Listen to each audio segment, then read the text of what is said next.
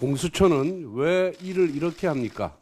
지금 이 시각 공수처가 대통령 체포영장 집행을 무리하게 시도하고 있는 것은 대단히 우려스러운 지점이 있습니다. 현장에서 충돌 우려가 있는데 현장에 계신 어느 누구도 다쳐서는 아니 됩니다. 공수처도 무리하게 영장을 집행하려고 하다가 오히려 국민과 싸우러 들면 안 됩니다. 대한민국의 국격이 달려있는 문제입니다. 공수처는 무리한 현직 대통령 체포 시도를 자제하시길 바랍니다. 내란죄 수사권에 대한 논란을 해소하기 위해서라도 공수처는 사건을 경찰에 이첩하길 바랍니다.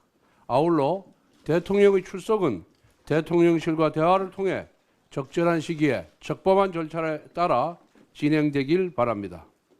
현재 대통령에 대한 공수처의 수사가 위법 논란을 촉발하고 있습니다. 이미 탄핵 찬반으로 사회 갈등이 지속되는 상황에서 절차적 공정성을 훼손하는 수사는 향후 사회 갈등을 더욱 부추길 뿐입니다. 우선 공수처는 내란죄 수사권이 없습니다. 그럼에도 불구하고 직권남용을 통한 내란죄 수사를 자임하면서 체포영장까지 청구하였습니다. 2종 원동기 장치 자전거 면허증을 들고 포크레인까지 운전하겠다고 나서는 모습입니다. 또한 공수처가 청구한 영장에도 문제가 있습니다. 통상 공수처의 영장은 서울중앙지법에서 해왔습니다. 그런데 이번에는 유독 서부지법에 신청했습니다. 편의적인 판사 쇼핑을 했다는 지적이 나와도 할 말이 없는 상황입니다. 게다가 공수처가 발부받은 수색영장에 형사소송법 제110조, 제111조의 적용은 예외로 한다라는 내용이 명시되어 있습니다.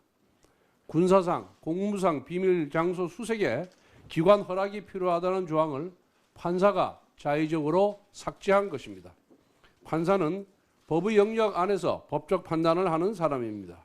그런데 이번 영장 전담 판사는 법의 영역 밖에서 법의 적용 여부를 자의적으로 판단했습니다. 즉 판사가 법 위에 선 것입니다. 사법부 역시 국정 운영의 한 축입니다. 그런데 사법부 일원인 영장 전담 판사가 입법권을 침해하는 것은 상권 분립의 헌정 질서를 훼손하는 몰권 행위입니다. 사법부는 해당 판사를 직무 배제하여야만 합니다. 공수처와 사법부에 촉구합니다. 민주주의와 법치주의는 적법 절차의 원칙을 통해서만 구현됩니다. 정치적인 이유로 원칙에 예외를 적용하기 시작하면 결국 정치가 법치를 훼손하는 것입니다. 이 모든 논란의 원인은 공수처가 내란죄 수사 권한이 없기 때문입니다. 그렇다면 공수처는 대통령실과 적절하게 협의해서 영장 청구 등 수사를 진행하든지 아니면 완전히 수사에서 손을 떼고 경찰의 수사를 맡기든지 해야 할 것입니다. 헌법재판소가 연일 대통령 탄핵소추안을 조속히 처리하겠다고 합니다. 대통령 탄핵만 시급한 것이 아닙니다. 장관, 방통위원장, 감사원장, 중앙지검장 탄핵도 대단히 시급하고 중요합니다. 지금 국무회의가 온통 권한대행회의가 되어 있습니다. 탄핵을 행정부 곧박독으로 사용하는 민주당의 협박 정치에 헌재가 경종을 울리지 않는다면 작금의 국정 혼란은 수습이 될 수 없습니다.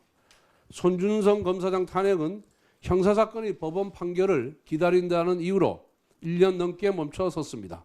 지난달 6일 2심 무죄 판결이 나왔는데 언제 나올지도 모르는 대법원 판결만 하세월 기다리겠다는 것입니까? 헌법재판소는 최재형 감사원장 탄핵에 대해 소추 사유가 불분명하다고 밝혔습니다. 탄핵 소추 사유가 분명하지 않으면 기각이나 각하시키면 됩니다. 이창수 중앙지검장 탄핵 심판은 국회 측에서 변론 준비 기일에 불참해서 단 3분 만에 종료되었습니다. 이것은 논란의 여지가 없는 민주당의 탄핵 재판 지연 전술입니다. 이준숙 방통위원장 탄핵 소추안은 가결된 지 벌써 5달이 넘었습니다. 그런데 헌재가 지난해 12월 24일로 예정되어 있던 마지막 변론 기일을 1월 15일로 연기했습니다. 이것도 헌재가 야당의 민주당의 방통위원장 탄핵 심판 지연 전술에 동조한 것입니다. 한덕수 대통령 권한대행 탄핵 가처분 신청은 쟁점이 아주 간단합니다. 의결 종족수가 151석이냐 200석이냐만 따지면 됩니다.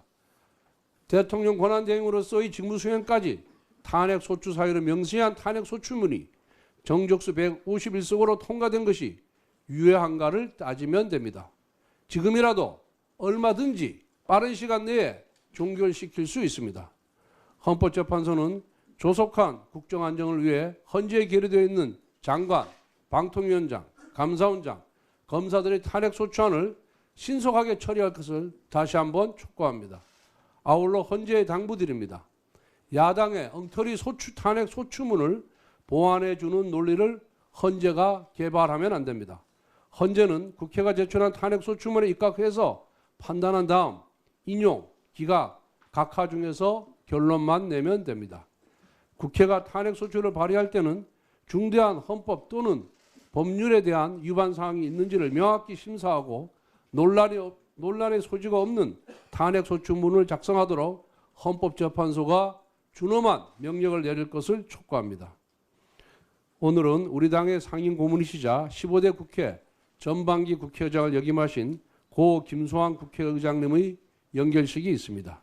의장님은 고 김영삼 대통령의 민주화 평생 동지였고 의회 민주주의를 지킨 거목이셨습니다. 또 생전에 당과 국회를 위해 애정어린 고언을 많이 해주셨던 분입니다. 특히 우리 정치에 대화와 타협의 중요성을 많이 강조하셨습니다. 그 어느 때보다 여야 간 대화와 협치가 무너진 작금의 국회를 보신다면 어떤 말씀을 하실지 면목이 없습니다. 오늘 여야 정치인 모두가 김수환 의장님의 뜻을 새겼으면 합니다. 고 김수환 의장님의 명복을 빕니다.